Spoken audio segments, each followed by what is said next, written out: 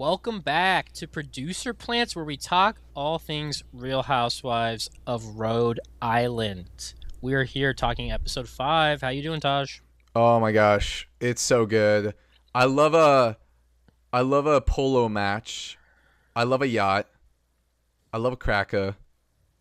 I love a horse, I love a cracker. I love especially the James cracker. Fonda. Yeah, I love pizza chips. I love this show. This has been so fun to watch. And I'm excited to talk about it. This was like a very good episode. Couple episodes back, I was like, I don't know how much I want to hear about this Brian Rula stuff because it's just like a little disappointing to hear about. But this episode, I'm like, oh, hell yeah. Open the floodgates. Joe Ellen, lead the charge. This is great. This was a 10 out of 10 Housewives episode.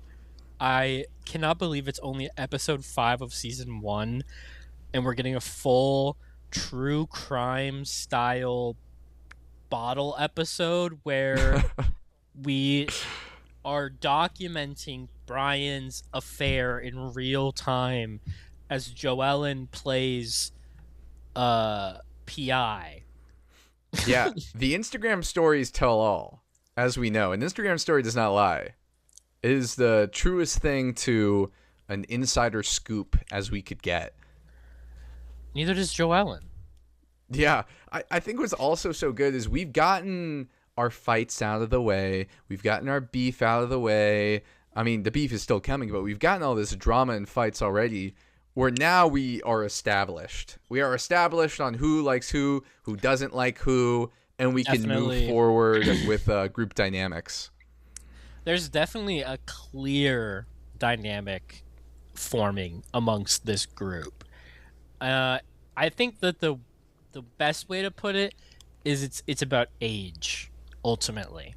I think that there's like the young girls, and they're at like the bottom of the scrap heap trying to like push each other down so that they're not ultimately the one at the bottom, because the ones at the top are the older women.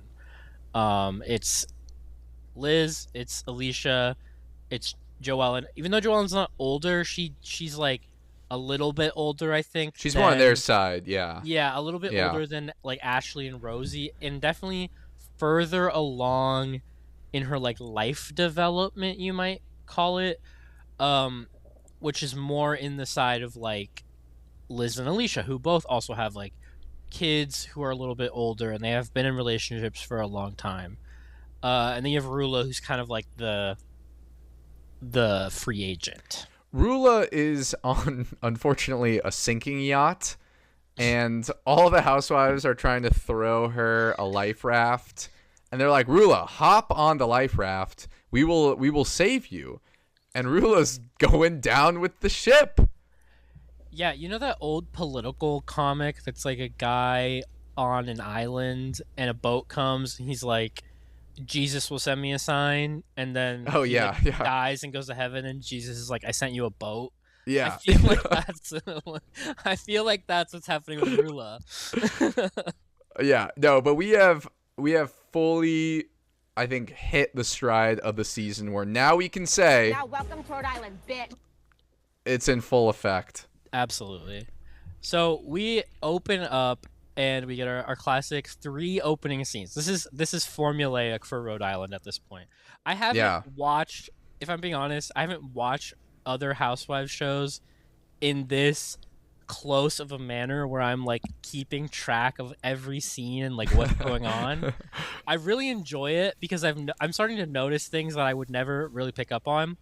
But they always open with these 3 like pastiches of like things we're gonna see this episode. Who are the important players? So we have Alicia doing her floral arrangement with Billy, which we'll get to it, but I feel like some very interesting like prop work with Billy in this episode. Or not prop work, scene work. What's the word I'm looking for? Like, Yeah, like get a to it. a setup there. No, these like different scenes. Do you think it's just like the 3 towns that are all 10 minutes apart from each other? Like, was it Cranston, Cranston? Yeah. Newport, and Providence. Yeah, Rula will never, as Rula mentioned, she never will be in Cranston. 'Cause Never. that's where She would Joellen not. lives. Yeah, and probably that cockroach, as she calls the mistress. That Get the mistress person. on the show. Get the Can't- mistress on the show. get I don't the- want her to be a housewife. Don't give her a No, girl no, because no, she's too no. thirsty. But I would love to see her in the scene. Bring her to a What- party or something. Instead, she gets a mussel. She gets a scallop instead of a clam. She gets like a barnacle. She gets a barnacle. Yeah, she's affixed to the lighthouse in the background of the logo. Hi, I'm here. Maybe bring her out in the reunion. And he's like, bringing in the mistress. And I then would love that. that would be good. Yeah. They need to make the reunions more Maury style. I was literally gonna say that. Like, literally like Bravo Synergy. You don't even know this, but last night, right before this episode, on the Real Housewives of Atlanta, there was a vegan fight. So, long story short, someone's accusing someone else of not being a vegan, but she didn't actually say it, so someone's twisting the story. And the vegan was like, "What? Like, I need to take like a lie detector test to prove that I'm a vegan. I literally used to work on the Maury show as a production assistant." And I was like, "Oh, cool, that's interesting." And then it cuts to a clip where she clearly reached out to Maury and was like, "Hey, remember me? You're very famous, like former PA. Can you do a little clip where you say you are a vegan?" And he did that, and they put it in the show. that's incredible. That's so good. Also, a fight about being vegan or not vegan, vegan clout. That's like, are you surprised? I thought that would be Real Housewives of Orange County or Real Housewives of Beverly Hills, because that's like California clout. What do you mean you drink your latte with whole milk? You are not a vegan. You have to drink oat milk like the rest of us. You fake. There was a fight about oat milk on Beverly Hills this season, but it was very Beverly Hills, where it lasted about half a second and nothing came of it. Well, there's a fight about oat milk whenever I go to a coffee shop and I try and order it, and they try and upcharge me $1 for oat milk. What? I'm not paying that $1 for oat milk. It should be a free sub. You are actively going. You are hurting. You are making me pay for something where if I drink whole milk, I will fart. This is really relatable BuzzFeed type content. You've millennialified the oat milk. Yeah, oat milk is. This is how they used to talk about the guacamole at Chipotle. It's extra. Is oat milk Gen Z's like bacon? Or No, kinda that's hot honey. No, I would say that's pickle. Pickle. Pickle and hot honey. It's pickle. both. Yeah. Well, maybe what would be a millennial, like aioli? Millennial aioli is to Gen Z Yes, hot honey. aioli and hot honey are 1-to-1, but aioli is way more versatile than hot honey. Yeah, and then like the boomers, like, back in our day we had ketchup, and that's it. Catsup. We had catsup. That's probably how these I housewives was would just say watching a TikTok about catsup, like literally No. before we got on this podcast.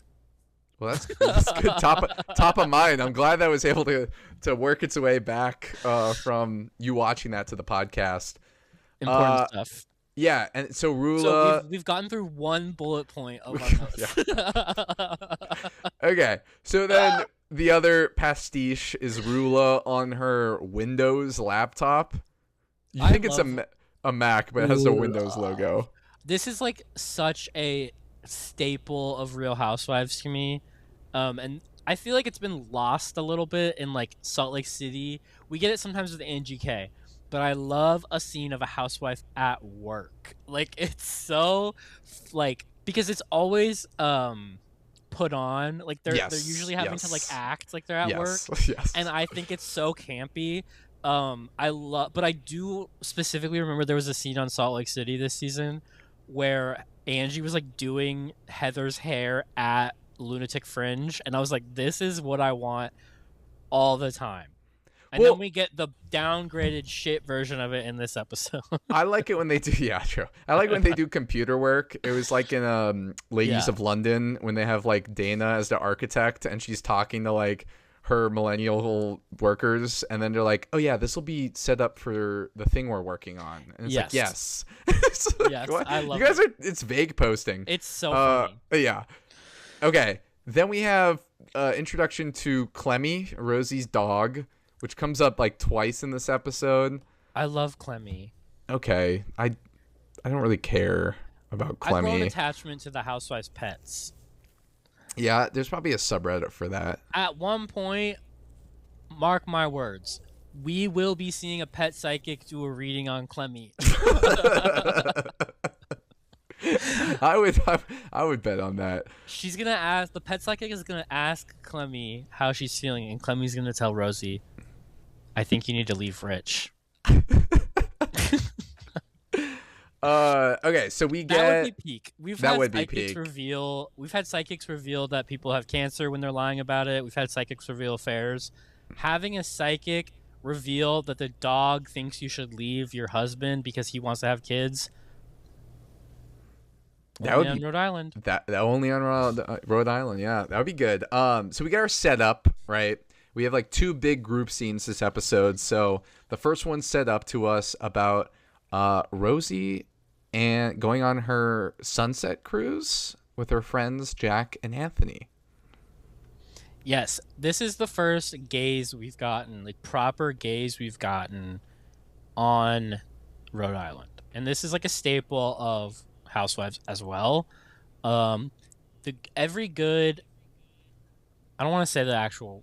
I feel like Yeah. I should be a good person, a good gay, and not say Yeah, I that got specific term.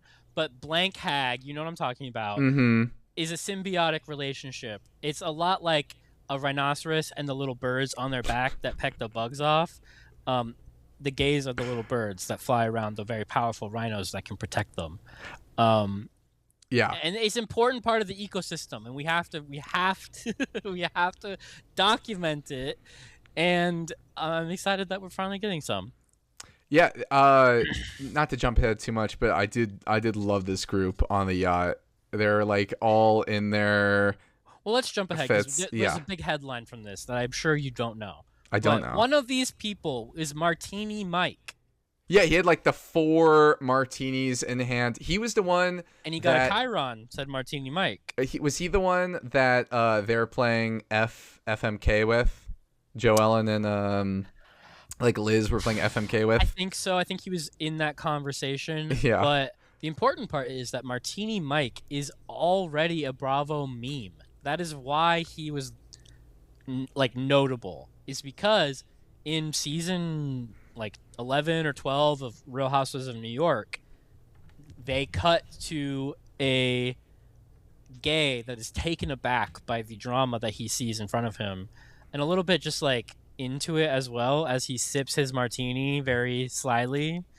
And that's him. Wow, I guess he knows them. that's pretty. I like that. I like that full circle moment. Martini Mike walked so Martini Mike could run. Literally. Yeah. He's like the glorp shitto of the Bravo universe.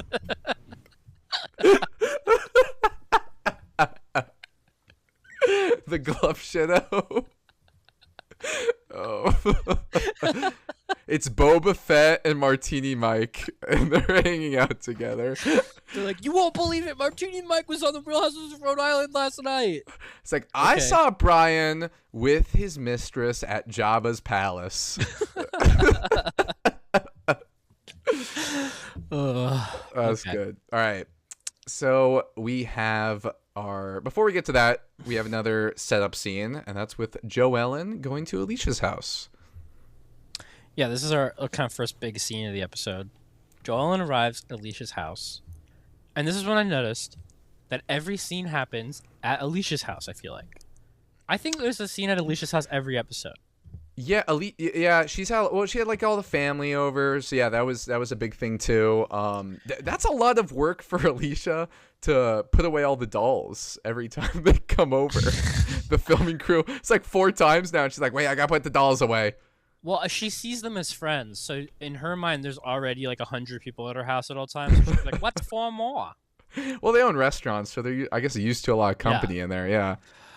Um, I also think this is on a more serious, and as in serious, I mean like I'm making a point side.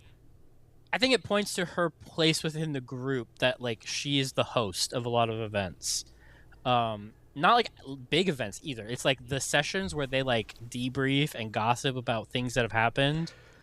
Are at Alicia's house, and that's I think key when you're kind of eyeing the ranking of this friend group. Yeah, I don't know why they wouldn't go to Liz's, because Liz has like that huge house on the water with the knight. That's all I remember is that like statue of the knight, the Well, Scooby-Doo knight. if they went to Liz's house, I don't think they'd all fit in the corner of her little getting ready room as she curls her hair in the window. Yeah, it's a tight fit there.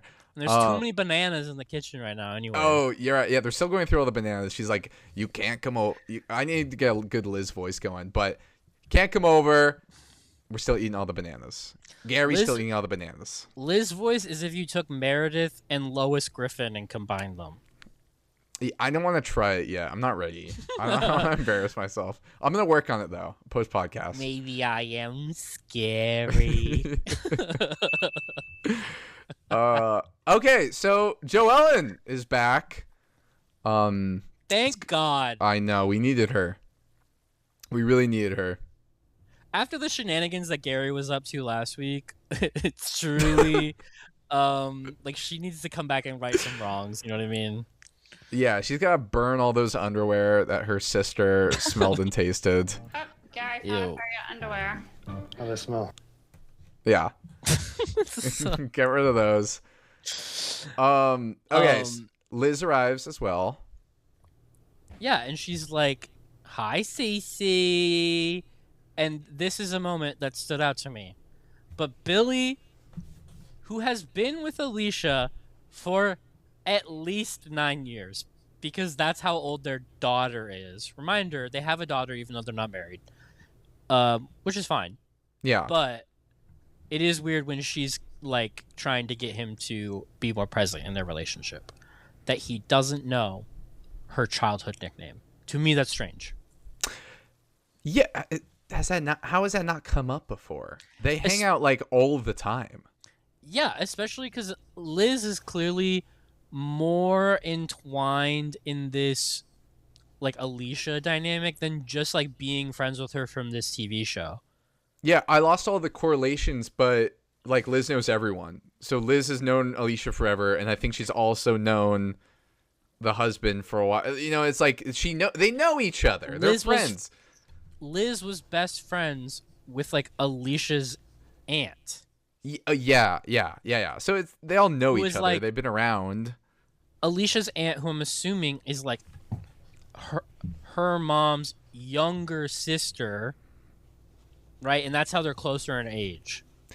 Yes. You know what stood out to me from that moment is when Alicia's like, yeah, should I just bring the whole champagne out here? And they're like, yeah. And Liz is like, little hair of the dog.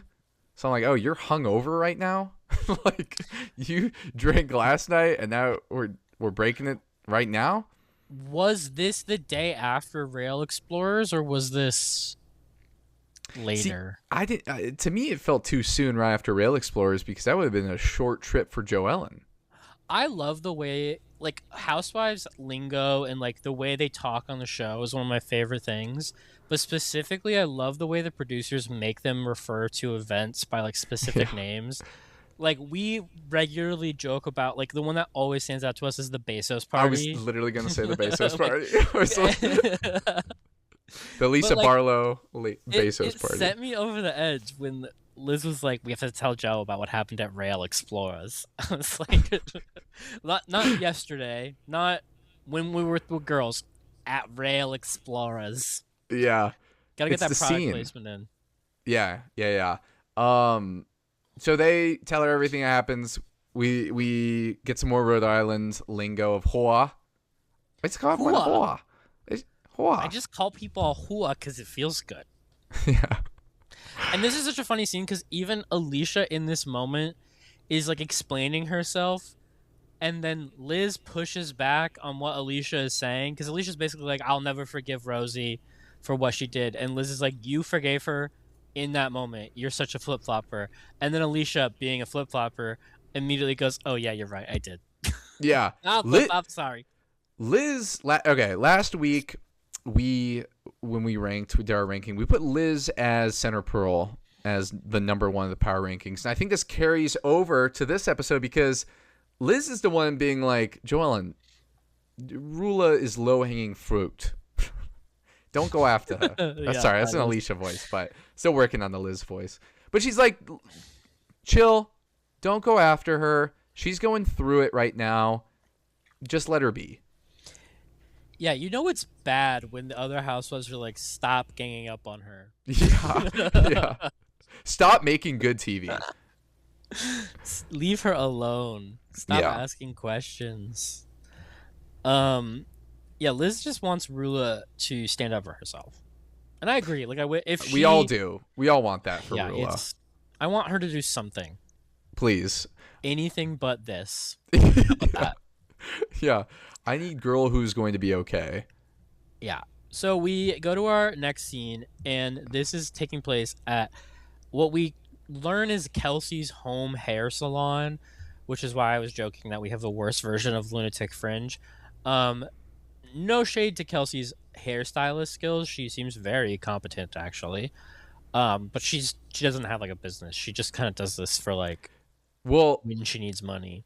She would have a business, but some people aren't posting and tagging her online once they get their hair done, or else she would have had a business. I do need to document my own personal journey watching this. This scene was the nadir of my enjoyment of Ashley Iaconetti on The Real Housewives of Rhode Island, but we quickly turn that around by the end of this episode, because there's a moment later on where I laughed. Like, it's finally like clicked to me like what Ashley is supposed to be doing here, and it's like she's so fish out of water that she just like doesn't actually know what's going on at any point in time, and it's so funny. Yeah, we thought she was like learning like the audience on what's going on, the drama, the dynamics, but I think she's still a little behind the audience. Yeah, we're more ahead of her right now, unfortunately. Because this scene is just Kelsey like setting up Ashley as like a foil to get her own drama with Rosie out, and Ashley does not realize that she's been set up. She does not know that this was a ploy. Yeah, there's multiple times where Ashley's like, "Oh, but I like her so much." It's like that. You're not playing the scene right. You're not playing the scene right. Yeah, we hear a little bit more about Kelsey and kind of her relationship with Mystery Man in the chair. Ooh, I have tea about that. But I did want to say, I think Ashley is falling victim to one of our rules of not recognizing that every scene is an opportunity to advance the gossip. And she showed up thinking, I'm just going to get my hair done. But it's never just getting your hair. You know what I mean? It's never like, there's always a purpose to the scene. It's these motherfuckers who say like the curtains are just blue are the type of people who will go on a Real Housewives scene and not realize that they just accidentally created drama by being involved. You know what I mean? Like, they'd be like, oh, I'm just going to get my hair done with Kelsey, and she's talking about how Rosie didn't like her. That doesn't mean anything. This is like, Ashley, you gotta pick this up. Yeah, exactly. If someone invites you to do something, especially one-on-one, what else do you think you're going to be doing one-on-one? You go one-on-one so then you can start the Cold War of drama against a person you're evidently about to take down at some point in the season. And that's like what this was. That was Kelsey soft launching the Rosie beef, which we see later in the episode. Kelsey's like, I can't even stand her when she's shooting the bubble gun. Okay, that was crazy. That was a crazy moment. Yeah, but still, it's like she's chumming the waters, and that's what these scenes are. You get dinner, you get lunch with someone, you're doing something with someone. It's always to chum the waters, see what the vibes are, so then we can start having a kiki about it. Maybe I should give Ashley a little bit of credit, because I think there's like 3 types of 2-person housewife scenes. It's either it's like if someone invites you to have a one-on-one scene with them, they're either starting beef with you, starting beef with someone else and telling you about it, thereby potentially implicating you, or they're advancing their own personal storyline and they need you there as a foil. I feel like that third one is very rare though, and I think it's almost like left in there as an option so that people are constantly tricked into thinking like, oh, we're here to talk about how Kelsey does hair in her like rich boy, you know what I mean? Like actually Yeah, yeah. it's logical to me that she could come up with this conclusion of like, oh, we're here to show that she has to do hair here because that's her like financial situation, which is true, but that's not what the point of this scene was. No. Originally it was, but also I have to give Ashley some props too, because the whole time she's getting her hair done, if Kelsey's just dogging on Rosie and then Ashley fought back, you don't want to fight back against the person who's doing your hair, especially when you're about to go on some yacht trip, some cruise ship. So Kelsey could have just been like, snip. Now you got a bob. Now you got a fuck ass bob. Have you ever seen the movie? I think it's called Shorts. It's like an old kids movie. Not that old. I haven't seen Shorts. Well, actually, it's probably like 20 years old at this point. It was like it was made by like the Spy Kids people, I think. Okay. Yeah. And it was about this like wishing rock. Okay. Where like these kids in this town found keep this going. like, Sounds familiar. this like rainbow rock, and they would like make wishes on it. But the interesting part about it is it had like non-linear storytelling. That's not really relevant to this, but in the movie it is, right? Like, and the story is like how this rock gets passed back and forth between these kids, and they each grant their wishes, and how these wishes go wrong, and ultimately it all piles up at the end, right? And they have to like undo all the wishes or something. Is this ringing a bell? I might have lost it on Shorts. No. No, I don't think That's so. Okay. Point being, there's a lot of movies like that, or like TV shows like that, where the story is about how like one thing goes from like different people's lives. That's Ashley. She's the Shorts rock, and she just gets passed around between all these other ladies like a Swiss Army knife of drama tools. Okay, you know what? I just looked it up, and I think I saw this in like a TikTok 10-part thing with voiceover where it's like, the boy found a rock that grants wishes. Yeah. Yeah, okay. I saw that in theaters like as a kid. I was like, I'm going to that movie. I was so excited.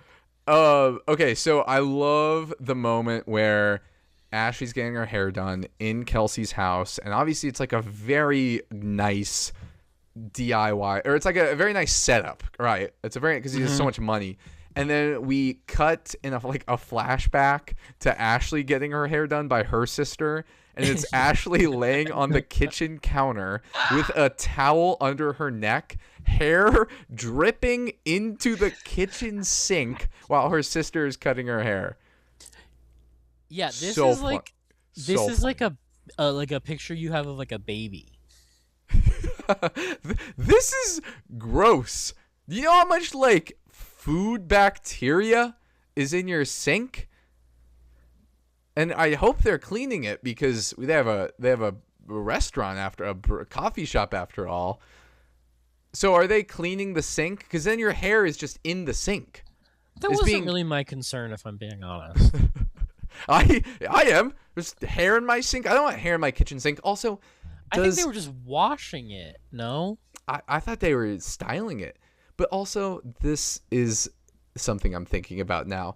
At their coffee shop, what's it called again? Audrey's. How much is their oat milk upcharge?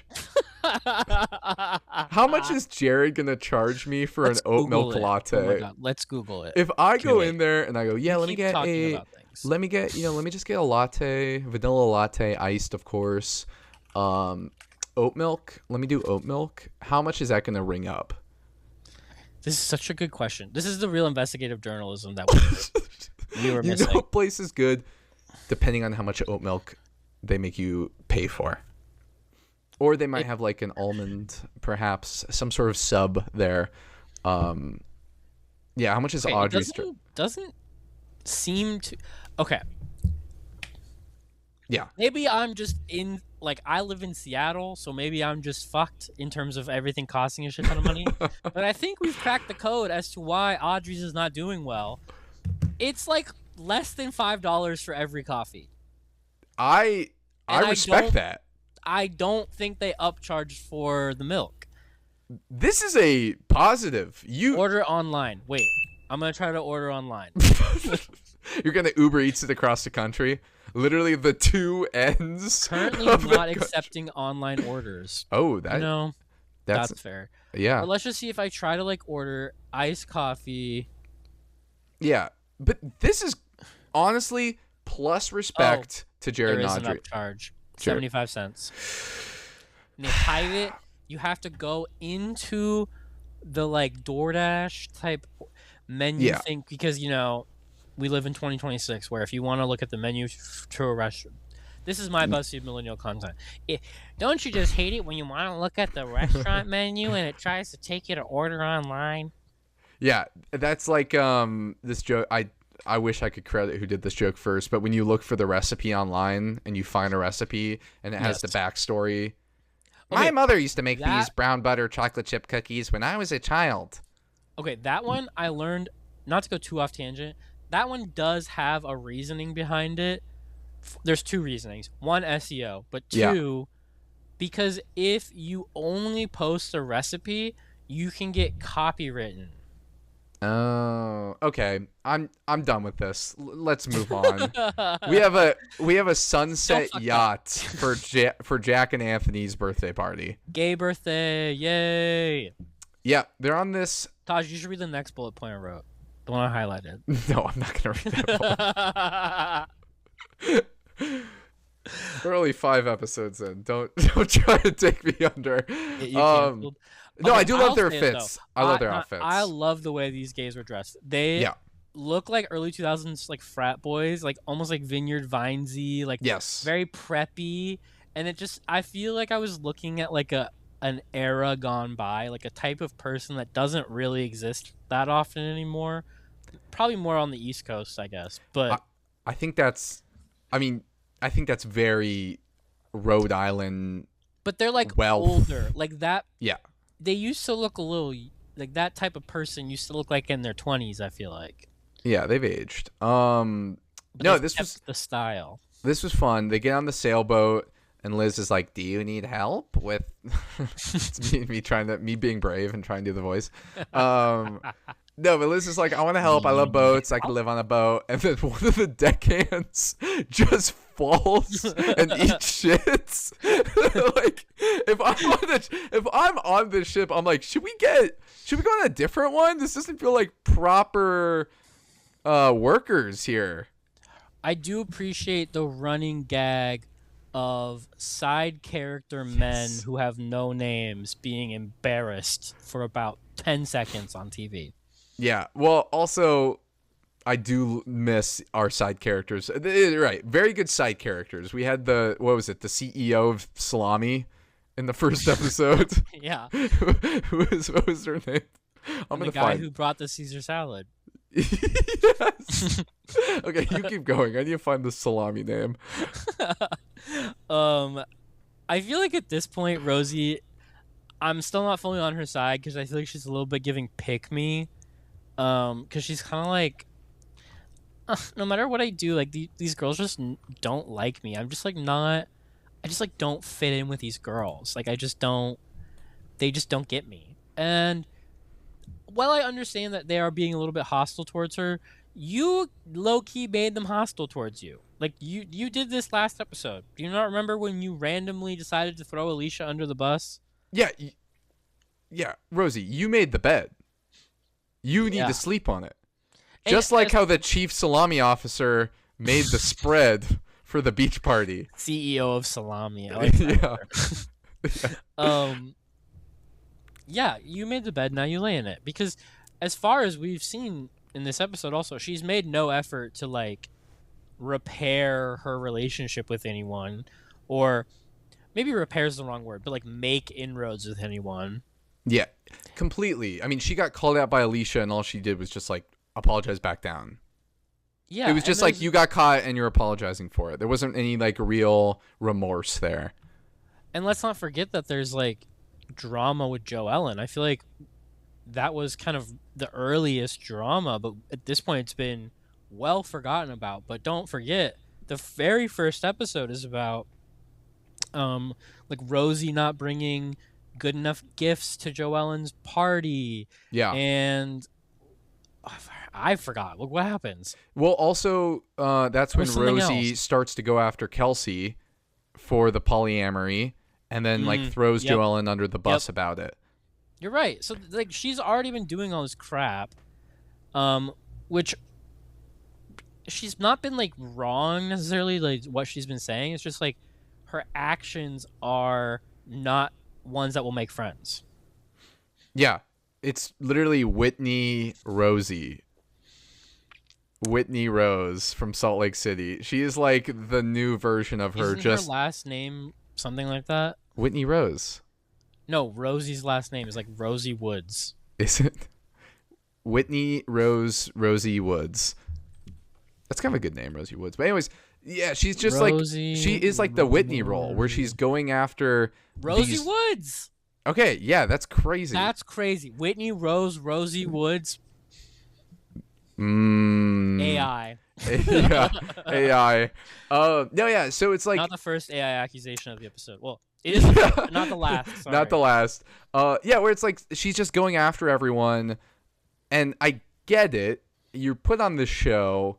You're trying to kind of set yourself up, or even be seen as something. But she's 0 for 3 on fights every single time she gets taken down. So I like the scrappiness. She's like Scrappy Doo.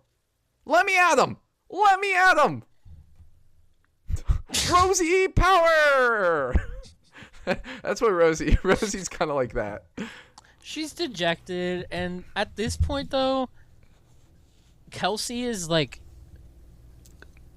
coming at her hard. Like, I don't know. Rosie didn't do anything in this episode, and I agree because so Kelsey brings up like why she's mad at Rosie. Like, she didn't tag me in a post when I did her hair, and like she should have, and she always posts every other thing she does. She's always posting things on Instagram. This is the one time she didn't, so she did it because she doesn't like me. Projection. Like, you don't know that. There's like 8 million reasons. B, bringing it up in this like group format is just combative. Like, you're not actually trying to like talk to her. You're trying to housewife her, and she doesn't take the bait. Yeah, this was a flop. As much as we were just dogging on Rosie just then, This is a flop from Kelsey, I think. No, exactly. I completely agree. Where we were just dogging on Rosie, but I will say, yeah, in this moment, Rosie did play it right, and Kelsey also jumped the gun on this too soon. I mean, if we're talking timeline, literally the moment, the scene before is her talking about this beef, and then we jump into this. Sit on it a bit. If anything, this is like a dog pile thing you do. Like, if she's already beefing with Alicia in the moment, then if Kelsey's like, I really hate her, I'm gonna keep on going on top of her with all this stuff, then you add on to it to just kind of bring it out of nowhere mid-moment on the Sunset Cruise. It did feel like, okay, you just want to get some screen time. Like, what is this really? I agree though, it was a flop, and Rosie kind of got her with the like, take a picture of the back of my head. I really enjoyed how when Kelsey tried to start this, at least the way they edited it, Alicia like sees it and goes, well, she doesn't say this, but you can see it in her face. She's like, no. She turns and she just starts playing Fuck, Marry, Kill with the gays. Yeah. She's like, I'm not engaging with that crap. I do love Ashley trying to diffuse the situation. This was so funny. Yeah, she's Because like, what can we do? She's so serious about it. She's so earnest. Yeah, she's like, what, guys, what? She's saying between them. She's like, guys, what can we do? What can we do to make this better? And Kelsey's like, she didn't tag me in the post. Ashley's like, can she, in hindsight, tag you? What? You're right, so earnest and so serious and just trying to make a resolution. It was so funny to me. I was like, because the funny part to me is that Kelsey doesn't actually care about this. She's just trying to attack Rosie. Rosie doesn't care that Kelsey's trying to come for her for this because it's stupid. Like they both are like, this argument is not what this is actually about. It's about us not liking each other. But Ashley is so like invested. It's very wholesome. Like, I'm not trying to shade her. It's just so funny.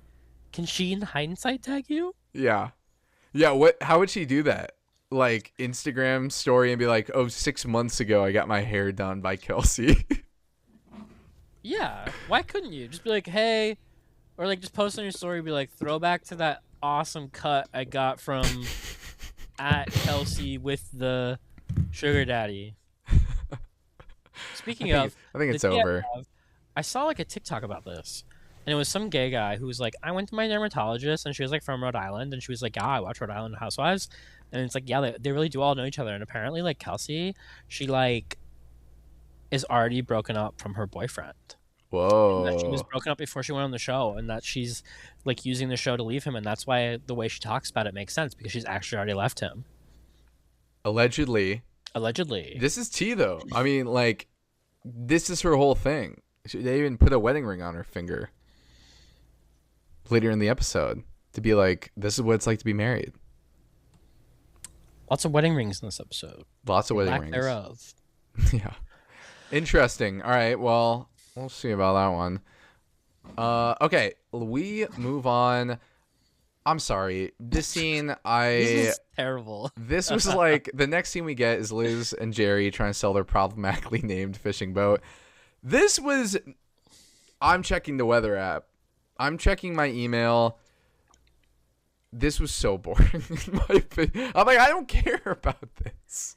It is boring, but because we have a joke, because I will say, it's not a joke. It is actually a problematic name of the boat.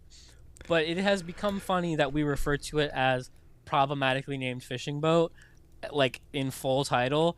So then the fact that they said it like 30 times in this scene, I just kept imagining them saying problematically named fishing boat in place of the actual name.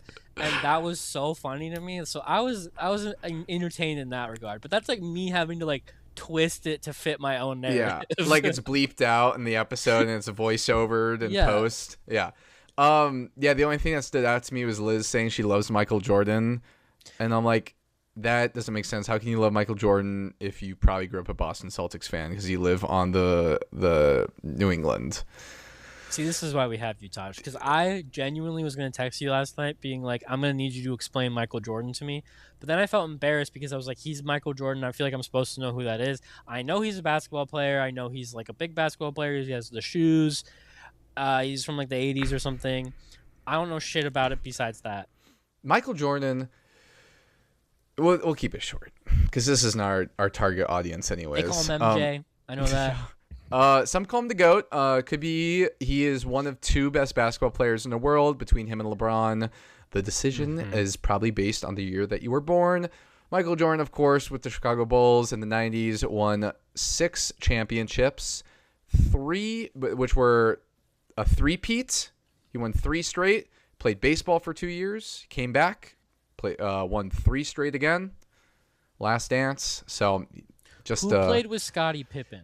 That was Michael Jordan. So if we're going to relate this back, Larsa Pippen, yes, Scottie Pippen's ex-wife, who's now dating Michael Jordan's son. Yes. Not anymore, but which is very weird. And they're both on The Traitors, season 2. Oh, that's Michael Jordan's son. I forgot about that. Yeah. Okay. No, it's all coming back to me now. We got it. Yeah. Marcus Jordan and Larsa Pippen, yeah. Yes. Okay. Okay, so we did relate it well to our niche. Everything goes back to Bravo. It really does. All roads. All roads. I have something I want to talk about in this scene, though. That this just like pissed me off. Because how are you good at fishing? How are you the best at fishing? What is Yeah.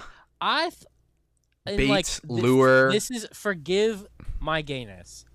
I thought when they said sport fishing, it just was like you're doing it for a hobby, like for sport, like not like literally it was a sport. Am I stupid for thinking that? No. Like I thought sport fishing meant like you caught marlins in the way that you go like big game hunting. That's what I thought sport fishing was. Yeah, that's all right. There is like fishing competitions, and it's just based off like the size you catch, right? The size and how much they weigh.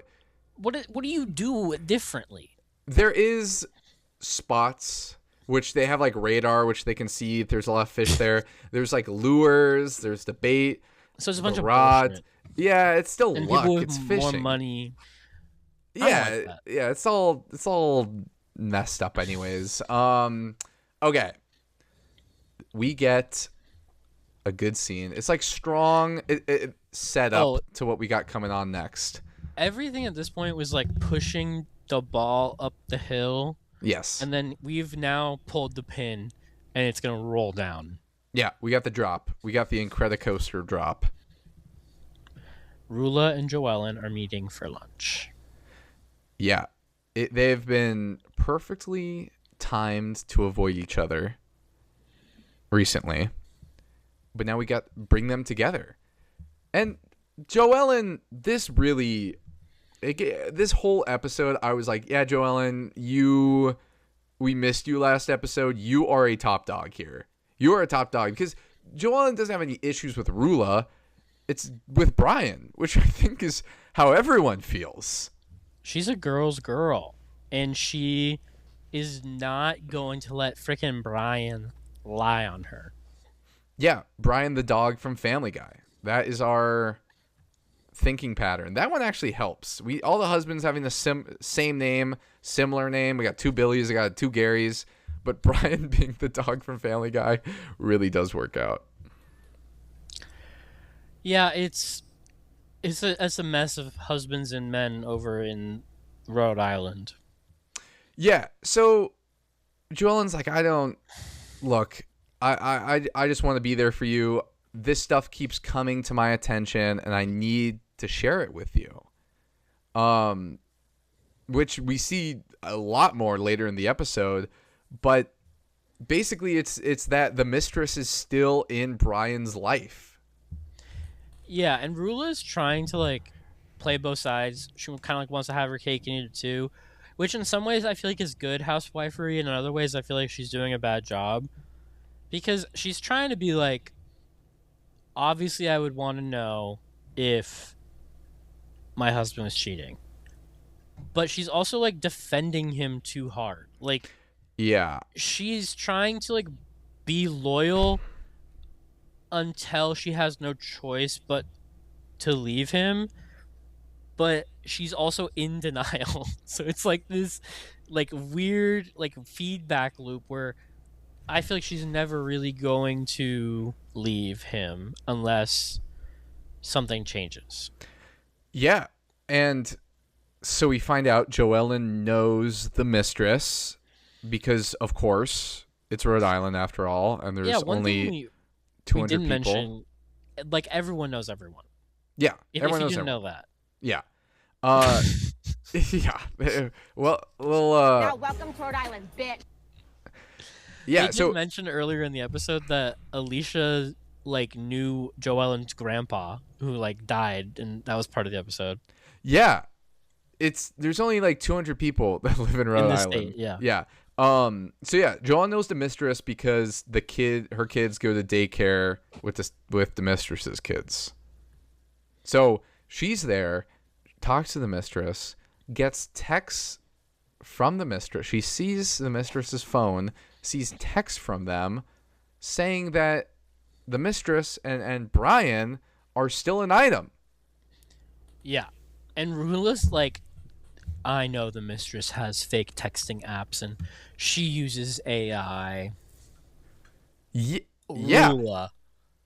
And Rula's like, oh yeah, she fakes her texts. And did you look at the number? that the mistress was texting on? Joellen's like, no. And she's like, yeah, exactly. She uses AI. She uses fake stuff, which also, what do you mean you're using AI for texts? You could just text your own number if you wanted to be that dirty and sloppy with it. But also, now, besides the point here, Rula's like, yeah, I heard all these AI and fake texts from Brian. Yeah. Girl, come on now. Come on now. Brian's telling you she's using AI tech. That's like something I'd tell someone who's like way older. And I'm like, that's AI. That's AI. You can blame everything on AI. But they don't know how AI works. There's no war in Ba Sing Se. Yeah. Yes. This is crazy. Right? That's what Brian's doing. He's like, it's all AI. Don't worry about it. There's no mistress. Yeah. It's very sad. And the funny part to me is Rula's trying to be like, have you met this lady? Like, she's clearly not well. And Joellen's like, oh yeah, she's crazy. I read the messages, but she's cheating on it. Like, she's like, I'm not denying that, but they are cheating. Yeah. And then even on top of that, Joellen's like, every morning Brian goes to her house and brings her coffee. And Rula's like, no, that's not true. I track him. I have a GPS on him. He goes to the gym every morning. And Joellen's like, does Brian look like he goes to the gym? Gag. That was a gag. But the part that like truly was so funny to me was when Joellen says every morning he goes to her house and brings her coffee every single morning. Rula literally like pulls back like her whole I wish I could like describe it better. She pulls back her whole head and like cocks it a little bit like, are you serious, bitch? I was like, this is so funny. Like, she had a full face crack. Like, she was not prepared for that information. She's trying to be like, I have a GPS on his car. I know exactly where he is. And Joellen's like, he's at her house every single morning bringing her coffee. What is this GPS? Is it like Find My iPhone, or is it a straight up AirTag in his car? Because if it's an AirTag in his car, I would absolutely believe that Brian parks his car at the gym and then takes a Uber or something to grab some coffee and go over to the mistress's house. Absolutely. And he is like insisting on doing this as publicly as possible for a reason, I think. Like, Joellen brings it up later in the episode. Yeah. He wants Rula to leave him. Yeah. So he can be with his mistress. Yeah. Yeah, tough luck. Well, we got a little bit more of that later. So now we're getting ready for polo. And the pregame is at Angelo's, one of Billy's restaurants. How many of these fucking restaurants are we going to have to go to over the course of this show? It's either beaches or restaurants. Would you rather have Angelo's son or Pizza Mama daughter? Either way, there's pizza chips. Pizza chips are like just red sauce. It's not actual cheese. It's pizza. It's lighter. Yeah, Alicia's telling us like about polo in Rhode Island. It's a big deal. I feel like polo's a big deal anywhere there's WASPs. Yeah. Like white Anglo-Saxon Protestants. But this is when I really noticed for the first time that Alicia just always says, I love a blank. Yeah. Because she says, I love a horse. She says it twice this episode. I love a horse. Yeah, like later she brings it and she goes, I love a horse. And I think she even goes like to Rosie's man. What's his name? Rich. She's like, you look like a stallion, Rich. It's like, wow, that must mean a lot. She loves a horse. I love that she loves things like this because it's so like Lisa Barlow coded, but also it's very different. Because Lisa Barlow is, I love that. Oh my god, I love that. I love that. And Alicia is, I love a horse. Yeah, that might I enter. Love a cracker. Yeah, that might. I love a cracker. That might enter my dialect. Just I love a. I love a. I love it. I love a podcast. I love a polo. I love a mistress. I love a cheating timeline scandal. Don't we all? Don't we all, Alicia? Okay, so Kelsey, mystery man in the chair, the unfaced man, does not show up, but she brings number 2 on the roster, Bill. This is like actually killing me. She is like just fumbling. Am I like crazy? Because she's like, my boyfriend doesn't love me, but Bill wants to claim me. Kelsey, you're like a 10 out of 10, and Bill is like a 6. Of course he wants to claim you.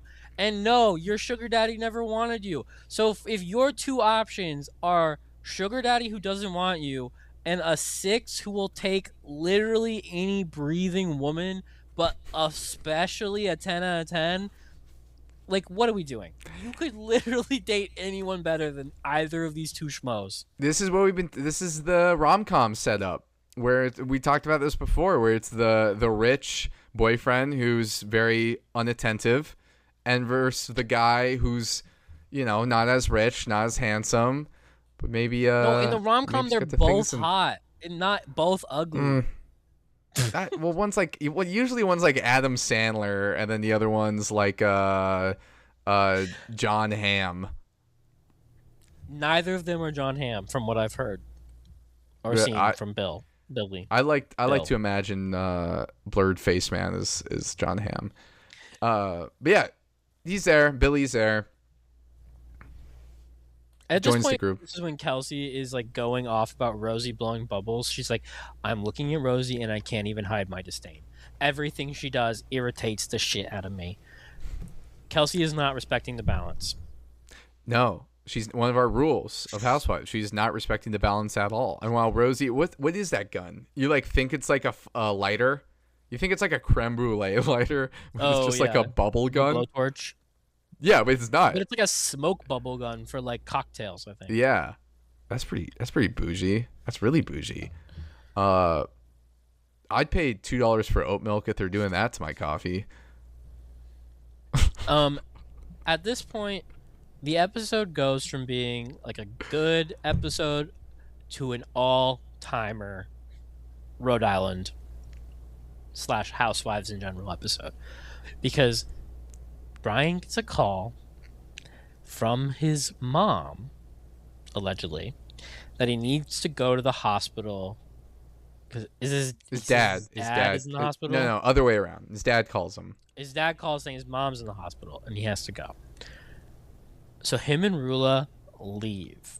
And like when I'm watching this, I remembered that there was like drama about the mistress coming up, but I was like, oh, like they must come back later or something. I was like, something's happening here, because last episode Joellen goes on the work trip, right? So we're like, okay, we got prolong Joellen versus Rula again, round 2. And then Brian has to leave, bringing Rula with him. And I'm like, all right, we're not getting this drama again. It's like these things keep happening where they can't run into each other, but then by the good graces of Bravo TV, they come back. Well, before they come back. Though. Well, yeah. So they FaceTime Rula. They get on the Sprinter van to go to Polo, and Rula and Brian are not there. They FaceTime Rula, and they're like, how are you doing? And it's notable at this point that Brian is no longer with Rula. He has allegedly gone to the hospital, which I think is strange. I want to file into evidence that if Taj, if your future wife's parent is in the hospital and you go home and let them go to the hospital by themselves to deal with it, that's weird. That is strange. Yeah, that is a red flag. Yeah, that is so weird, because obviously you want to be there for the parent, right? But Who I is don't your think- your in-law, but then also you want to be there for your partner Yeah. because they're going through something. But I don't think Rula would have been like, I don't want to go. I think he was probably like, you don't Yeah. need to come. No, exactly. He must have done something where he was like, you stay home. I'll deal with it. Yes. So they get off FaceTime, and Joellen gets a text from her friend that says, Brian is actually trying to see the mistress right now. I mean, This shit's like clockwork. They leave, we FaceTime Rula, and then the text comes up, and Joellen goes, and they're like, what? You gotta share the message. Well, obviously we get a little bit more later. This was crazy. We have like an insider. Who is sending her that message that the mistress is going to see, or they're trying to see each other right now? We have like another inside scoop person. I love she it. says it's from a friend, so I think it could have been a producer. Ooh, what if it's one of the kids of the mistress? Because as we know, the kids go to the same daycare together. And one of the kids is like, this is wrong. That's not, wait, hold on. Let me do a different voice. Russell Hand. Yeah. Hey, Rula. Get you off my damn island.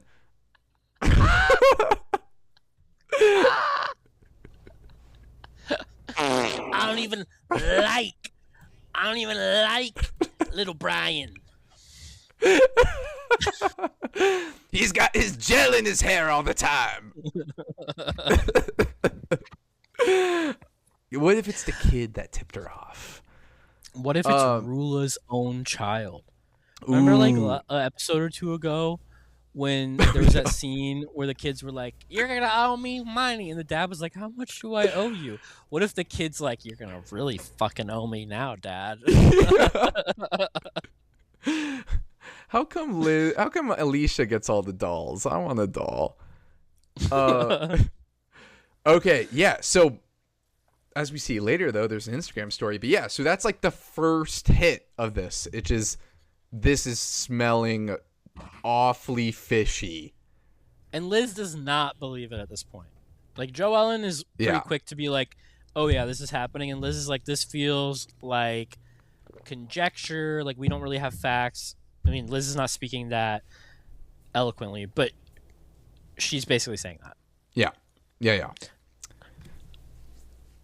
They come back. Is there anything before they come back, though? Yeah, there's a seed of what is going to be a future drama.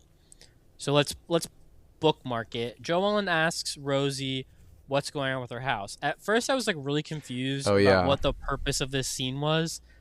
But Joellen then like takes the knowledge that she gets from Rosie, which I think Rosie is being just friendly and being like, "Oh yeah, we're adding to our house, 5,000 square feet." And maybe this just speaks to me not being a homeowner or ever thinking about being a homeowner or ever having any thought about square footage of a home in my life. But I guess Joellen feels like she's exaggerating and that Rosie is being inauthentic, which is like a big thing on these shows. Yeah, just kind of feels like setting the stage for something down the line where it's like, you get caught. It's gonna come back up for sure, but it's gonna get caught up in a bigger thing where they're gonna say she's over exaggerating about something else, and she's gonna be like, "I don't do that," and I'm like, "What about your fucking home?" And she's gonna do it again, and they're gonna be garage. like, "She's always exaggerating. She was just saying this about her home." Yeah, that 3-car garage, 1-bedroom home. It's built on stilts. Yes. So they arrive again, and Rula and Brian. And at this point, we see that Brian does not have his wedding ring on. Okay, this setup was like incredible because Brian definitely was like, no one's gonna notice. And then for some reason at that moment, they're like, "Oh, Rula, your wedding ring is beautiful. It's huge, beautiful diamond. Let's see Brian's." Brian's like, "Fuck, I didn't have it." Like, when would that have come up at any other time?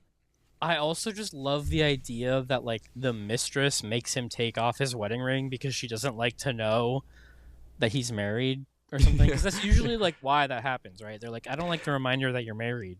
Probably that, where it's like if he even has guilt, a guilt thing where he's with his mistress and then he's caressing her face with his hand Looking and at the he ring. sees the wedding Yeah. ring on it in her face. Sick. Damn. Never even thought of that. That's a sick.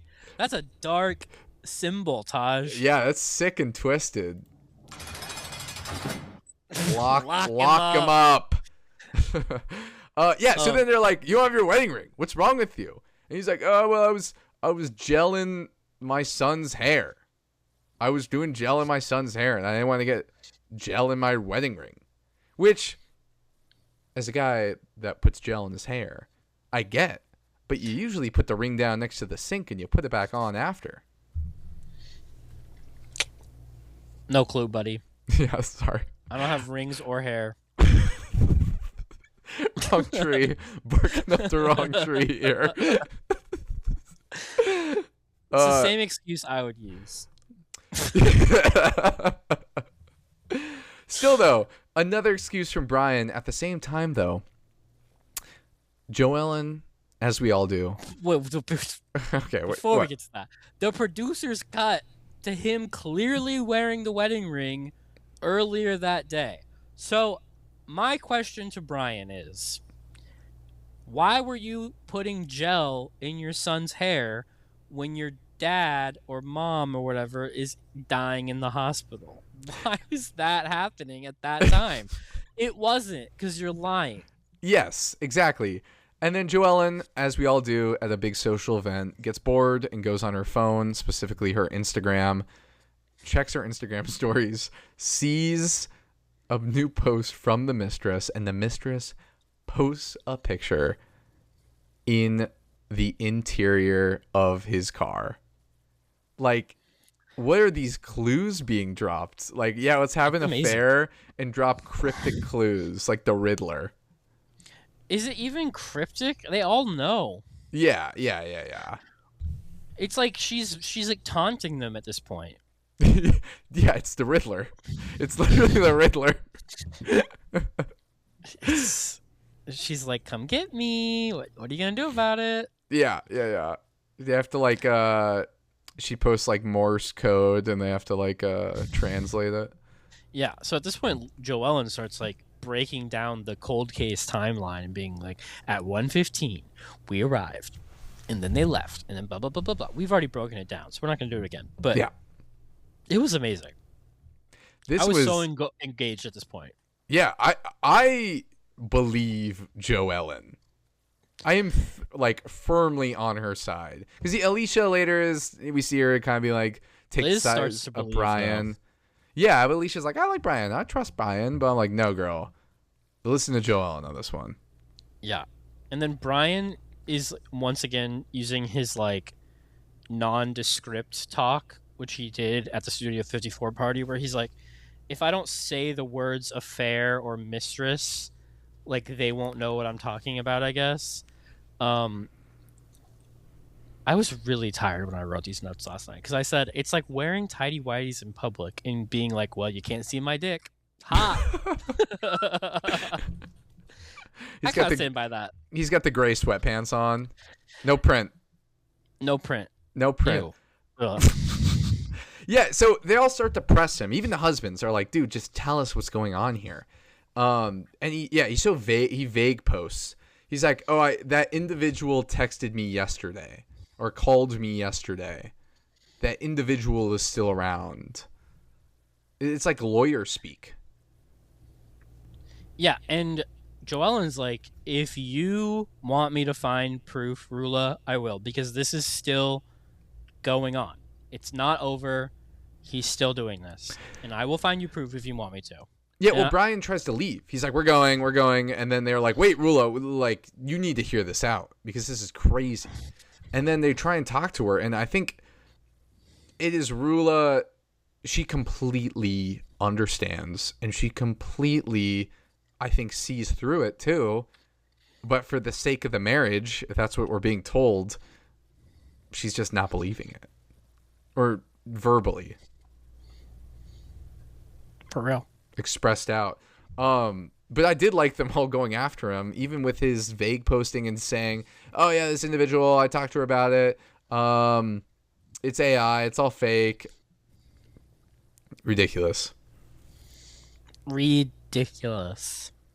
Yeah, that was a good episode. But the thing that's, I jumped to the future because that's also canon. Watch What Happens Live. Rula and Brian were on Watch What Happens Live. That was crazy.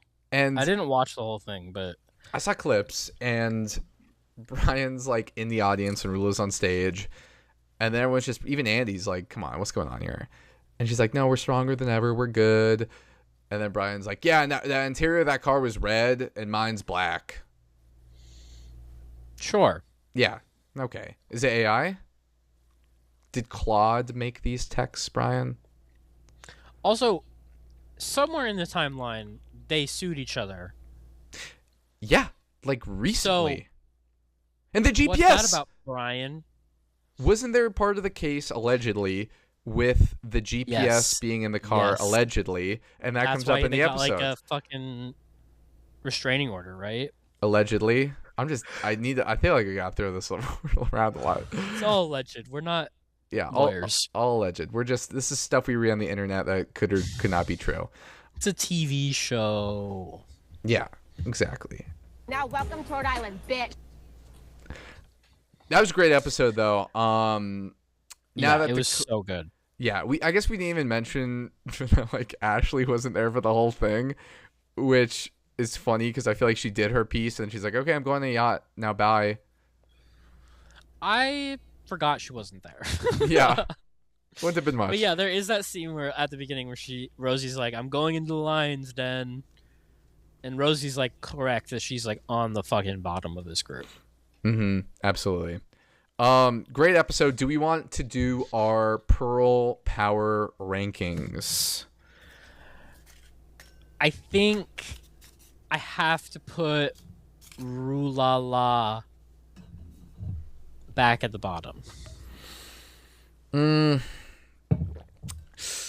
I would push back, and I'd put Rosie on the bottom. Because Rula at least has the lifeline with, like, Alicia. And with Joellen.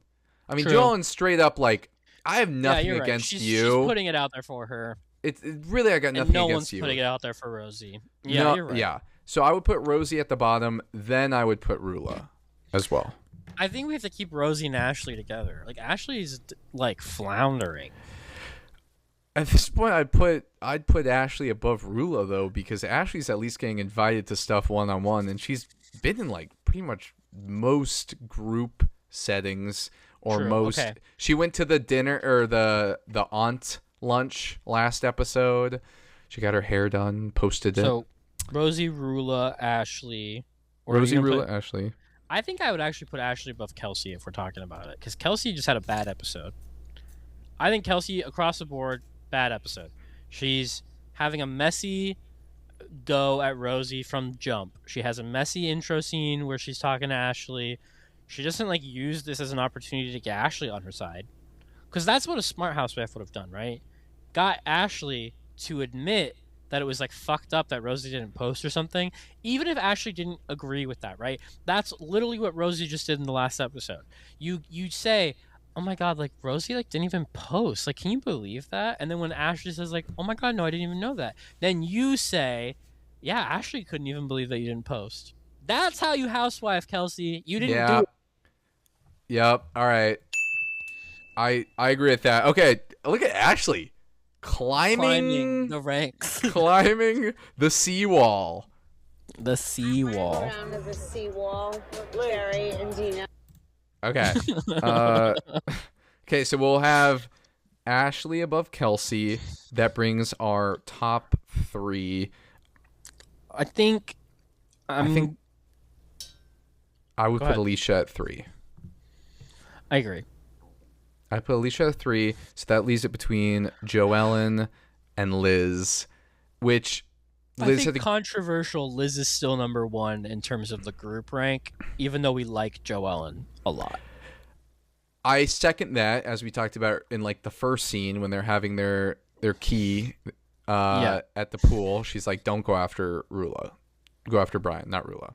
So I agree with that. Okay, so we got Rosie, Rula, Kelsey, Ashley, Alicia, Joellen, Liz. That's our rankings. We've had more movement among these than I thought we would. Yeah, we're having a lot. We're having a lot of movement now. It's good. It's a good shakeup. It's anyone's game at this point. It's a never-ending game. Never-ending game of Housewives. It's like that one. You remember that one Game of Thrones promo that was like, "Chaos is a wheel." Not the ladder. It was a wheel. Maybe it wasn't chaos, but it was something about a wheel. And then Daenerys was like, "We have to break the wheel." No, that must have been last season. Daenerys talking. It was like season 6, season 5. Something like that. Yeah. Instead of the ice wall, it's the seawall. Brian's gonna have to serve on the watch on the. You know nothing, Rosie Woods. All right. Well, that was a good episode. I'm excited to talk next week. Yeah, me too. This is such a good show. It's very entertaining. Absolutely. Okay. Well, if you liked the podcast, please give us a follow on social medias. TikTok. Yeah, we have a TikTok and a Twitter now. We're we post a lot on the Twitter, so definitely peep that for some good takes. You know, And make sure Can't you're get enough. subscribed on Spotify. Yeah, give us a review. Let us know. Rate, At review. Producer Plants everywhere. That's right. Easy. Yeah, look at that. First time serving easy for us. Thanks for listening. Have a good one. Bye.